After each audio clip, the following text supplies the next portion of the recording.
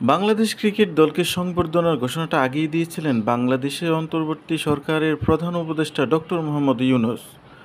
পাকিস্তানের মাটিতে পাকিস্তানকে দবলদোলাই করে দেশে ফেরা বাংলাদেশ দল আজ সেই সংবর্ধনা পেয়েছে প্রধান উপদেষ্টার কার্যালয়ে। তেজগাঁওয়ে প্রধান উপদেষ্টার কার্যালয়ে নাজমুল হোসেন, মুশফিকুর রহিম, মুমিনুল হকদের সংবর্ধনা দেওয়া হয়।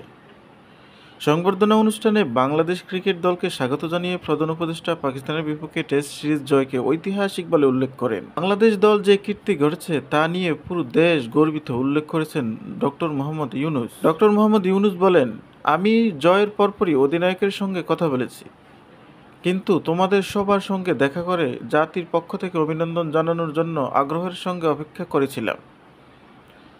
এ সময় প্রধান উপদেষ্টা একটি জাতিকে ঐক্যবদ্ধ করতে খেলাধুলার শক্তির কথাও মনে করিয়ে দেন খেলোয়াড়দের। ক্রীড়াপ্রেমী ইউনূস একই সঙ্গে প্যারিস অলিম্পিকে তার কী ভূমিকা ছিল সেটা খেলোয়াড়দের কাছে তুলে ধরেন।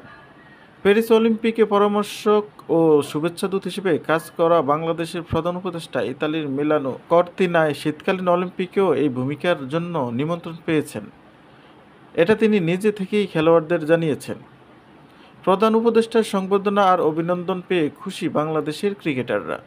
দলের পক্ষ থেকে অধিনায়ক নাজমুল হোসেন শান্ত বলেছেন, এখানে আসতে পেরে প্রত্যেক খেলোয়াড়ই খুশি। সত্যি এটা আমাদের অনুপ্রাণিত করবে। পাকিস্তানের সিরিজ জয়ের পেছনে সব খেলোয়াড় এবং কোচিং স্টাফদের কঠিন পরিশ্রম ভূমিকায় রেখেছে বলে মনে করেন নাজমুল হোসেন শান্ত। বাংলাদেশ দল প্রধান উপদেষ্টার কার্যালয়ে গিয়েছিল আজ দুপুর। সেখানে এই সময় উপস্থিত ছিলেন ক্রীড়া উপদেষ্টা আসিফ মাহমুদ সজীব ভুইয়া। খেলোয়াড়দের সঙ্গে সেখানে ছিলেন বিসিবির নতুন সভাপতি ফারুক আহমেদ, পরিচালক নাজমুল আবেদিন ও প্রধান নির্বাহী নিজামুদ্দিন চৌধুরী।